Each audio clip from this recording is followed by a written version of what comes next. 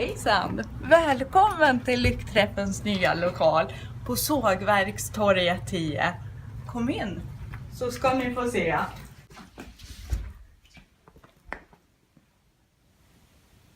Jag heter Ann och jag jobbar med 70 fantastiska volontärer och frivilliga organisationer.